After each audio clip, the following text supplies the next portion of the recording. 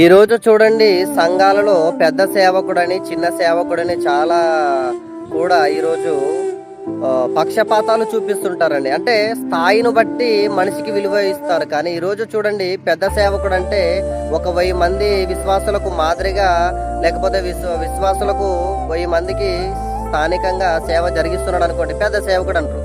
ముగ్గురుతో లేదా 10 మందితో సేవ చేస్తున్న వారిని చిన్న సేవకుడు అంటారు. అంటే మనుషులకి ఇలా పక్షపాతాలు ఉండొచ్చు, కానీ స్థాయికి తగ్గ మనుషులకు పేర్లు ప్రఖ్యాతలు సంపాదించుకోవచ్చు. కానీ పదవుల పేరిట దేవునికి చిన్న సంఘానికి సేవకుడైనా సేవకుడే. దేవుని దృష్టికి పెద్ద సంఘంలో సేవ చేస్తున్న ఆయనను కూడా సేవకునిగా చూస్తాడండి. దేవునికి పక్షపాతం ఏమి ఉండదండి.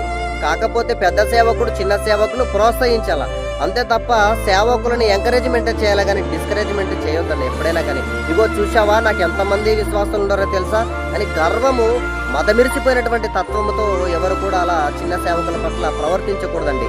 చిన్న సేవకుడైనా సేవకుడే, పెద్ద సంఘానికి కాపరైన సేవకుడే, చిన్న సంఘానికి కాపరైన సేవకుని సేవకులుగా గౌరవించాలండి. ఒక సేవకుడే ఇంకో సేవకుని కించపరిచేటట్టు మాట్లాడితే ఎక్కడండి దేవుని ప్రేమ మనముగా కనపరిచేది? అందుకనే జాగ్రత్త, ఎవరిని పోగొట్టుకోవద్దండి. అందరిని సంపాదించుకోలే తప్ప మనం పోగొట్టుకోవద్దండి సేవకులుగా.